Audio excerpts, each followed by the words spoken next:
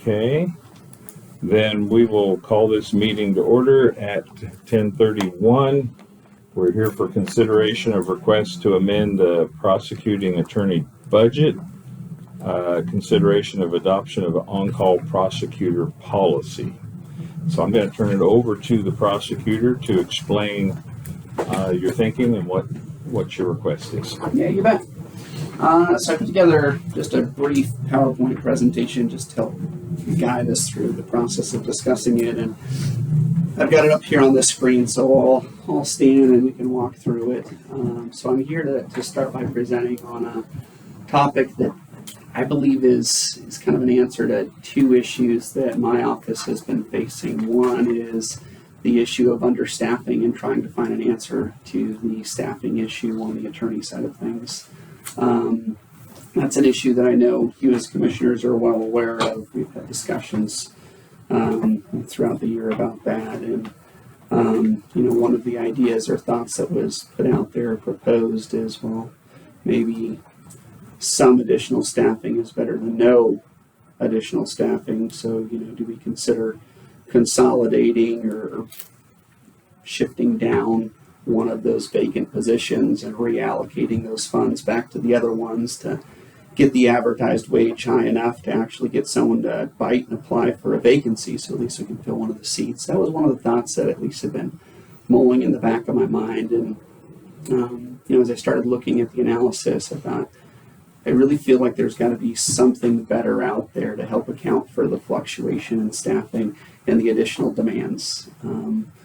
During one of our recent conferences, I had an opportunity to staff this issue and the concerns I was having with a number of other elected prosecutors from around the state, just trying to identify what are we doing about this issue elsewhere?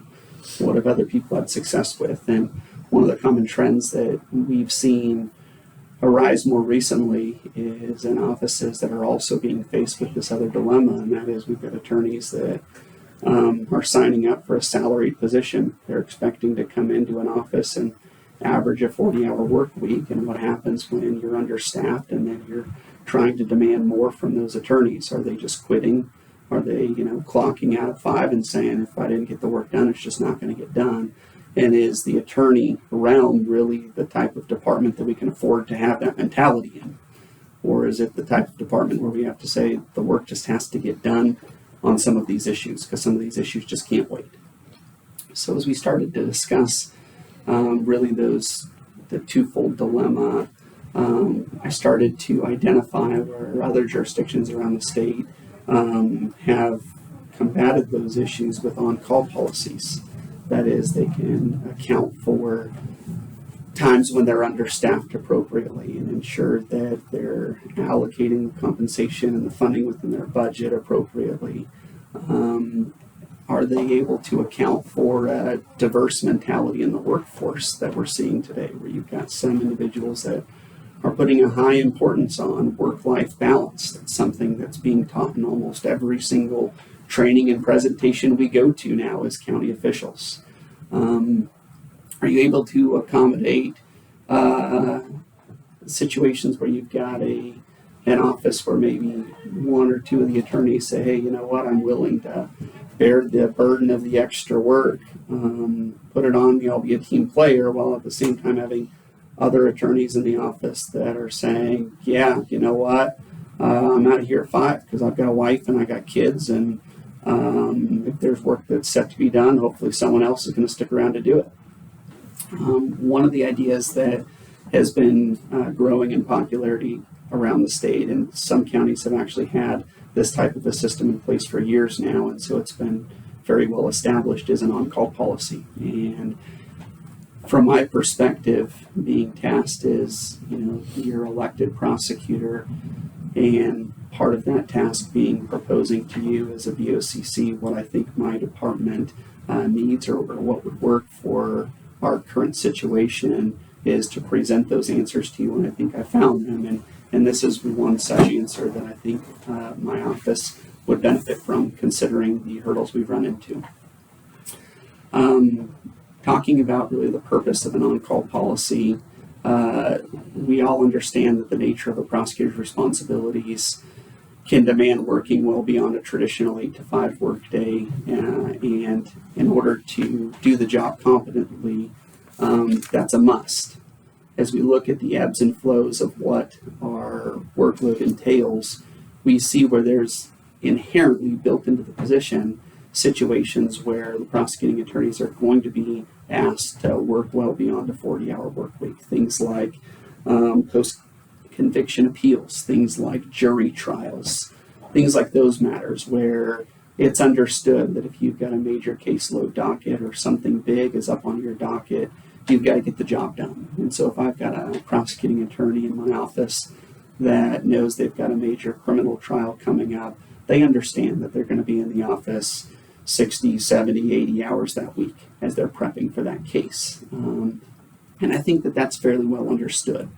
Obviously, in situations where the office is well staffed, that means that on the backside, that attorney maybe has more flexibility to not have to work as much in the weeks before or after to help float and balance that schedule.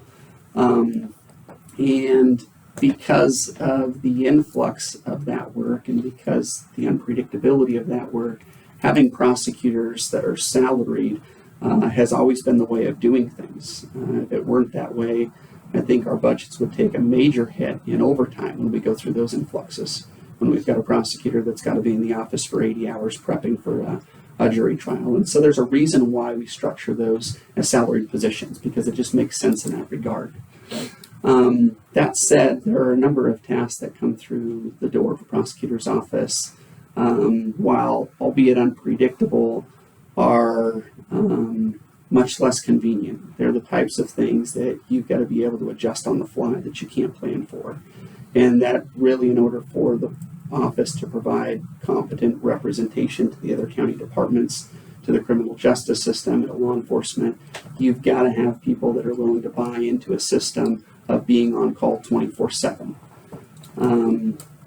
The types of things that come through the door that have that degree of unpredictability, things like answering time-sensitive questions from law enforcement when they're on the roadside or on a traffic stop, they're doing DUI field sobriety evaluations, and they run into a hurdle and they don't know, do I effectuate this arrest? If I do, am I going to open up the county to a lawsuit for a constitutional violation, etc.? And they need to be able to have advice and input on the spot. Drafting search warrants and arrest warrants at all hours of the day or night. Responding to and overseeing crime scene analysis for major crimes such as homicides, including traveling to remote areas when those events take place in those types of remote areas. One such incident that I can recollect that I was personally involved in dealt with a suspected homicide that happened after hours down in a remote part of the Joe. And it took us almost 3 hours on mountain roads just to get to the scene. So those are examples of times when we may be called out when it's not convenient. And in order to provide that service, we need to have a prosecutor who's available to provide that service. The demanding responsibilities of that type of a structure really demand a high level of dedication and commitment while providing a low margin for error for those types of response activities. Providing fair compensation to the attorneys that are willing to shoulder that demand, I believe, shows an acknowledgement for the sacrifices and devotion that's required for that responsibility. As we look at an on-call policy from a 30,000-foot view, I think some of the key benefits that it provides is it helps to balance the workload between the attorneys that are in the office. It creates a supportive work environment where the attorneys that are in the office know and understand who has that responsibility at all times. And it also reduces burnout. And I think that that component is particularly key when we are analyzing situations where an office is dealing with staffing issues. As I noted, there's a number of other offices around the state that have well-developed on-call prosecutor policies. I've listed a couple up here that have had policies in place for a number of years now that are very well established and developed. And in analyzing some of those other policies that are in existence around the state. Some counties are compensating the prosecutors that are on call over $1,000 a week to bear that additional responsibility. And that's on top of their regular prosecutor salary.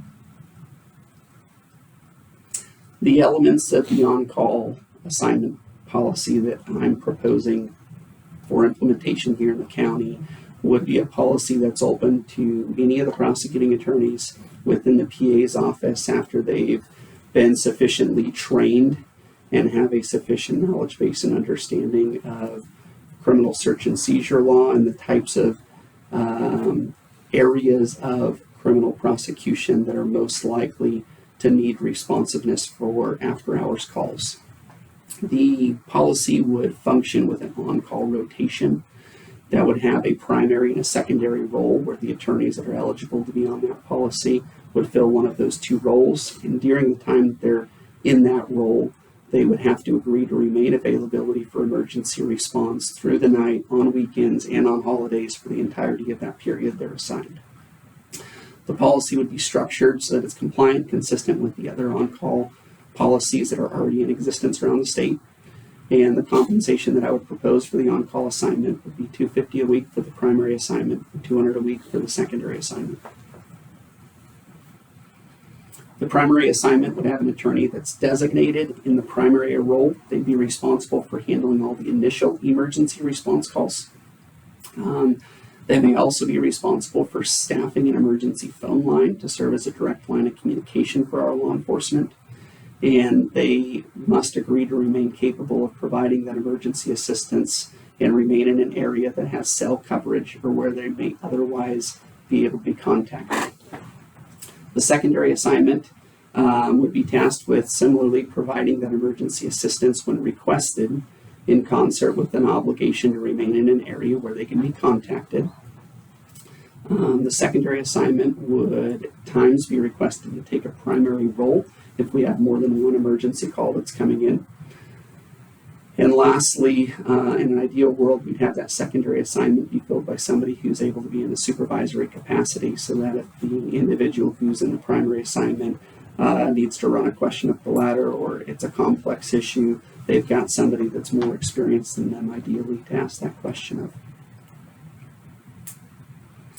How do we fund the policy? So I'll start with something that hopefully will humor the group. If we look at all the other counties that have on-call policies, during my research, I can tell you that each one of those counties funded it by simply going to their BOCC in a budget cycle and saying, I want a new pot of money down here in the bottom of my budget with X amount in it for this new on-call policy I want to roll out. That said, I'm acknowledging what everybody else has done, while at the same time acknowledging that I want to give deference to the current financial situation the county's in. I understand that going to the BOCC and saying, hey, I want you to throw in an extra however much into my budget this next year for this new policy isn't a practical reality for our county right now. As such, I would propose that this county could adopt the on-call policy to get all of the benefits that I presented to you without having any impact on the current budget. And I would propose doing that in these two ways.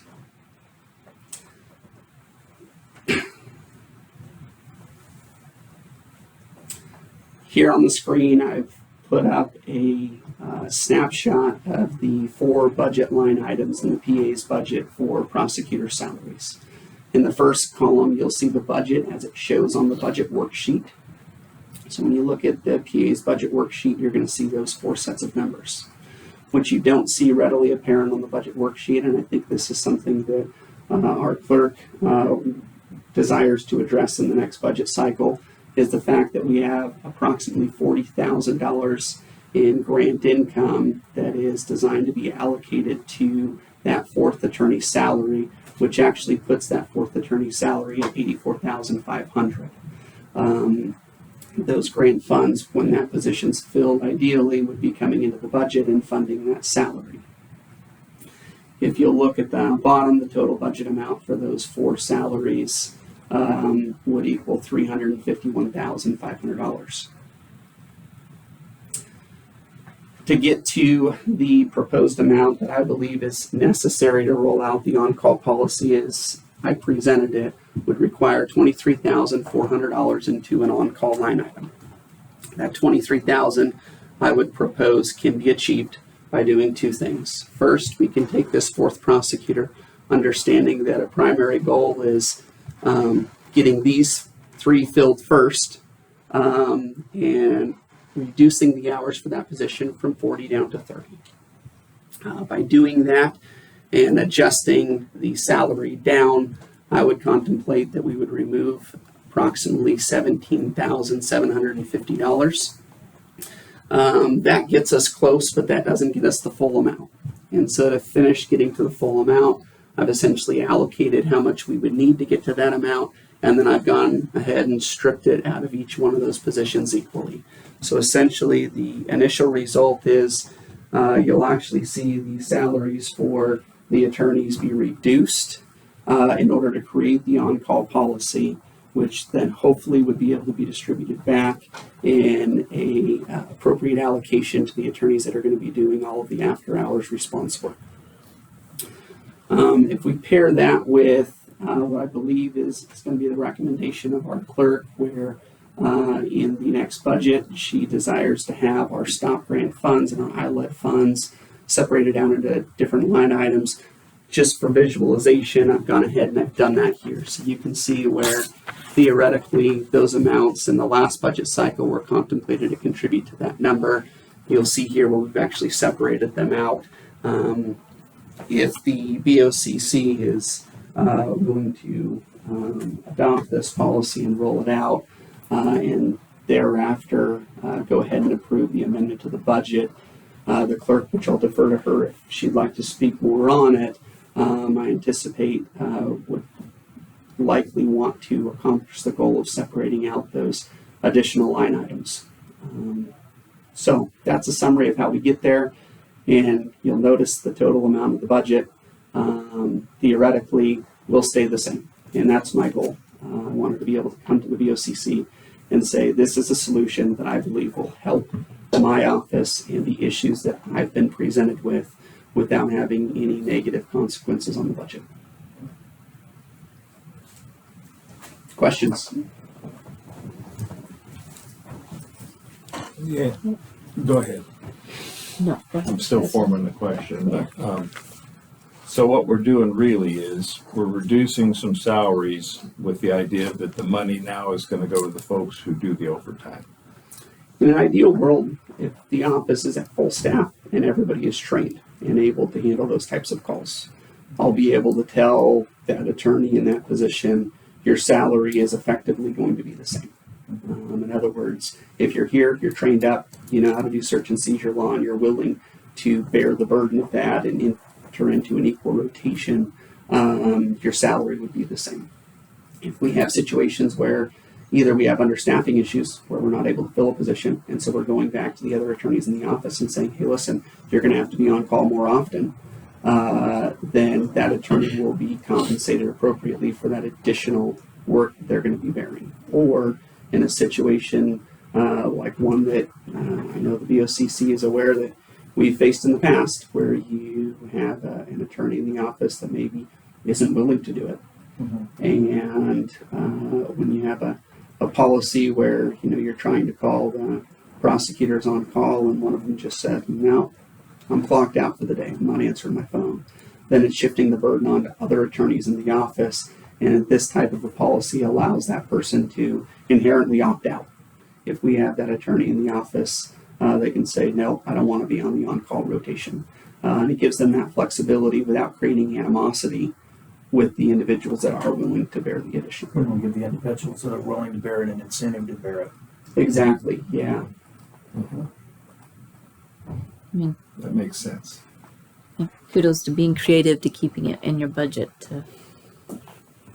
We're not asking for more. No, it depends on if you're going to fill that position. You're taking the money off that fourth position also and swinging it around. So if you never fill it, then you've got that extra money to use for on call. Yeah, and in an ideal world, I mean, I would never present a budget with a position that I didn't feel was necessary. And so when presenting a budget where we're looking at what our staffing needs need to be, I think that it's structured appropriately. The issue we're running into is the compensation that's being provided just hasn't been sufficient enough to fill the position. And so with the restructure, I think it will hopefully help with that. And with the restructure, there's the potential at least that it opens up the door to us saying if we're at full staff, I can go to that last attorney and say, yep, I can keep you at 30 hours, rather than having the attorney come on board and say, hey, I'm willing to sign up for this position, but what reassurances can you give me that I'm not going to get overworked and that you're actually going to hold to your word that you're only going to average me X number of hours a week by the time all the dust settles. And we had that problem with the last guy. We had him hired, and he came, and then he decided, I can't do it because you're going to work me over 40 hours.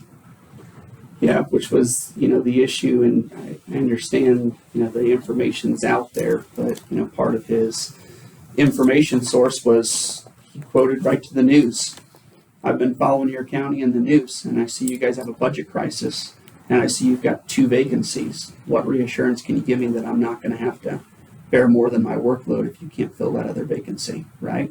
And that's a really tough question to try to answer, especially when you're trying to convince somebody in a career field such as the prosecutor field, where you don't have people just sitting around in your community that are looking for work. In order to get somebody to take this type of position, they're having to pick up their family and relocate their family in order to step into a new career. So,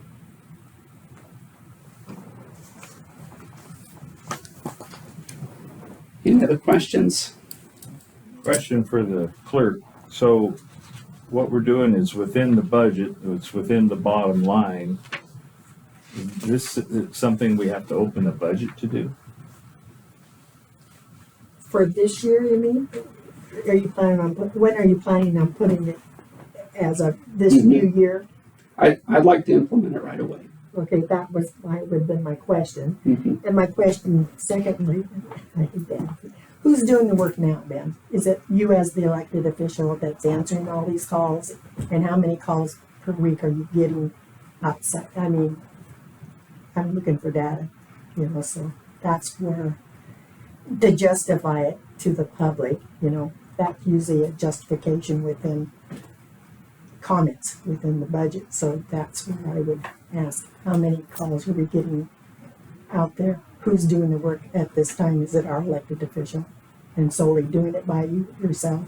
Or are you taking your deputy and trading off and on different holidays and that type of stuff?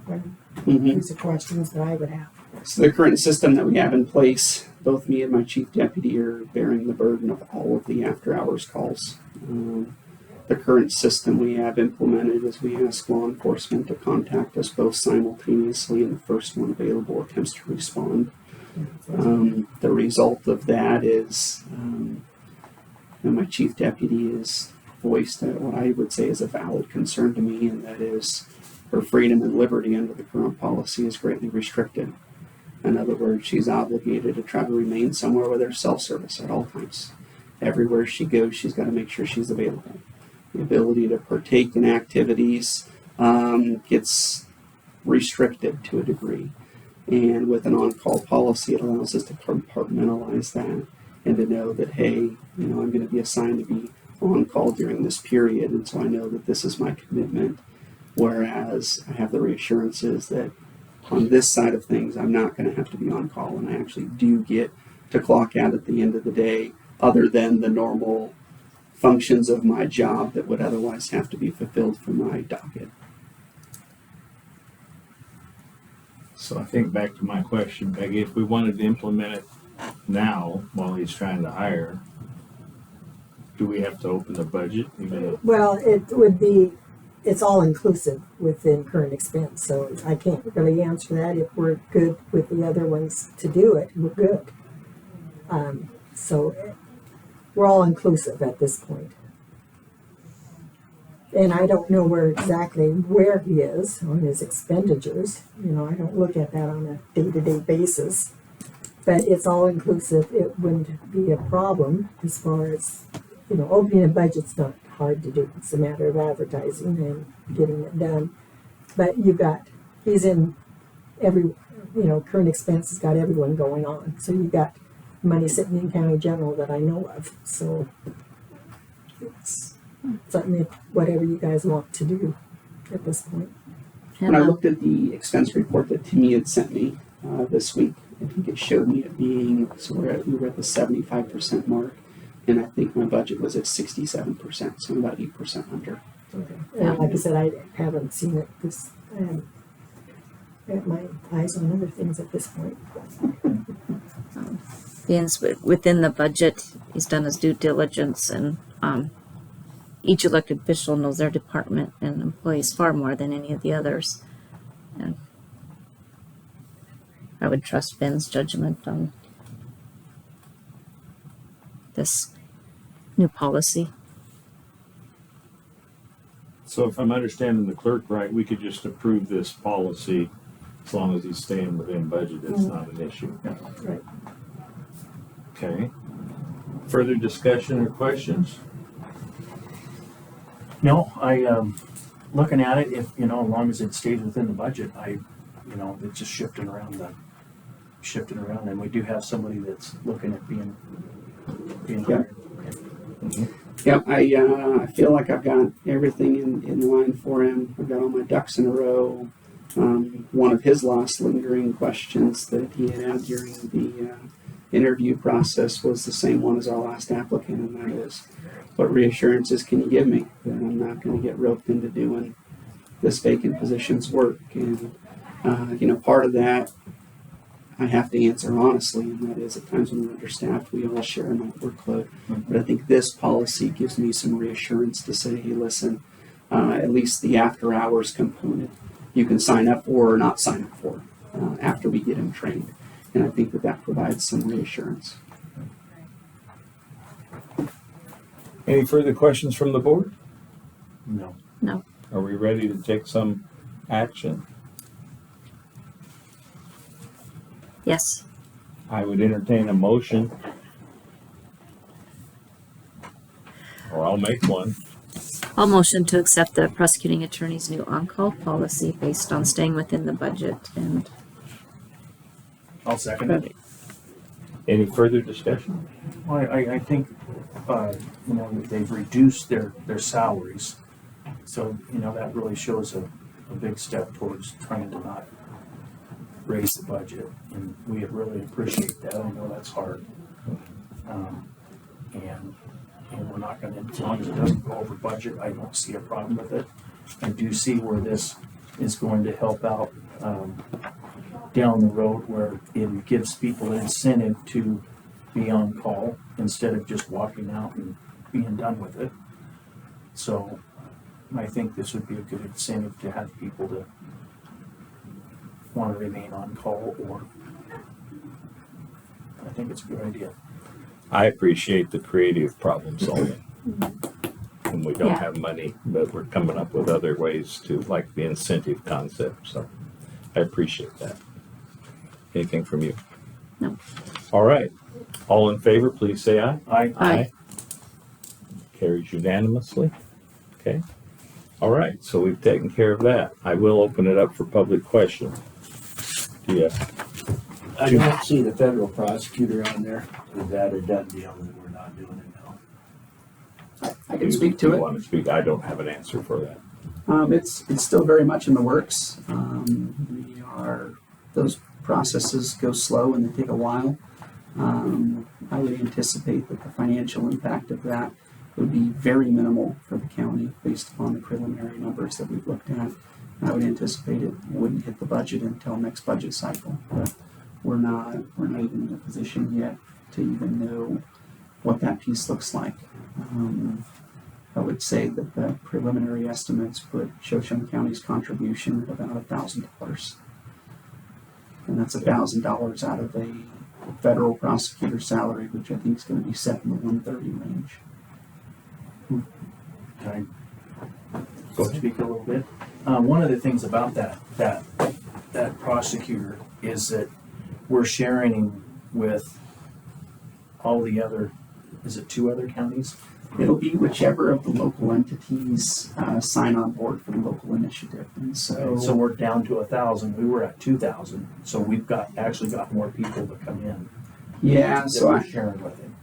the glories of being the one that actually creates the program is I get a little bit of influence over how the Okay. allocation is structured. And I think under the most recent proposal, our allocation was at like 1,500, but that depends on who signs on board or who doesn't. Okay. So that number could move up or down a little bit. In their cases are only 30. They can only do 30 a year, right? That's what they set their personal limits at for work-life balance. So I have a quick question. Yeah, you bet. Okay, regarding your salary up there as the elected official. Yep. You would be getting the 14,1250 also. The 14,1250 is what would be removed. out of Well, the salary. okay, let me put it this way. If you're on call, that would increase your salary. Yep. Out of that 14,1250. Is that, well, whatever the Yeah, amount is. the amount that So would go how into do I policy. advertise what your salary's going to be? Because you're an elected official and salaries are always, I mean, do we have, so the advertised salary It's for gonna be- the 4 prosecutors would be in the far column on the but right. you're at the 89, but if yours increases because of the fact, you know, they define elected officials on advertising. Yeah. And so if you're covering and you got so much more than let's say, the 89,000, how do I get that to the public? So the salary would be advertised here, and in, You for have- instance, your future budget, there would be this new line item that's attached to the policy that would be approved by the VOCC, which would discuss an additional component of compensation. But it's not tying it down to the position, that's what I'm trying to say for It advertising. doesn't on-call policies. It doesn't See, tie it to a that- specific position for on-call policies. You could And say- that's consistent with on-call policies around the state. It doesn't tie it to a specific prosecutor for Well- many of them. But I get other prosecutors, and again, people want to see what the elected officials are making. Yep, so I would point them to 0107401, and then I would point them to the on-call policy line and attach the on-call policy that's been approved by the VOCC. And that will give them an idea of the total possible compensation that any one of the attorneys could have. And so it'd be basically like $10,000 a year extra is what So if you take per the one if 10. you take the 23.4 Uh-huh. and you assume that the office is at full staff, during times of Okay. full staffing, If you would it's full divide it by staff. 4, Four. assuming that also all attorneys have been trained up and are eligible and want to bite. So in an ideal world, it would be split evenly, and that's how the allocation would work. If there is a prosecutor who's still in training, maybe they wouldn't be on the policy yet, or on the rotation, I should say. Mhm. If there is a vacancy, or if there is an attorney that says, I don't want to do anything after hours, if I don't have to, then that may reduce the number of attorneys that are on that policy, thus increasing the frequency they have to be on call. And that's something that, these policies are designed to address. I know I spoke with, for instance, Ada County on theirs, and I think Ada County shoots for a rotation of not forcing an attorney to be on call more than once every 8 weeks. So that's their goal. So they shoot for a minimum number of attorneys that allow for once every 8 weeks to be on call. But that's up to, obviously that department to say this is what I want to set the frequency at to try to reduce burnout. All right. Well, did you have another Yeah, question? one last question. One last So the secondary person, if I read that right, is actually a supervisor. Because it has to be a supervisor in the secondary on-call position. Am I right? In an ideal world, we would like it structured that way. I think staffing may dictate when it's not possible, so it's not a shall, it's not a must. It's a should, so that's what we would be striving for within the structure. So it would be either you or Brittany as supervisors. Or if we have a 4th deputy, then it would be the one that has seniority. So everybody will be supervisors. So everybody but the lowest man on the totem pole. In other words, we try to keep the lowest man on the totem pole from having to serve in that supervisory capacity. Okay. All right. Well, we've got a full schedule today, so if that's all right with you, then we're gonna go ahead and adjourn. You bet. We got you what you needed to roll forward. Appreciate it. Okay. Thank you, everybody, for your time. Thank you, Madam Clerk.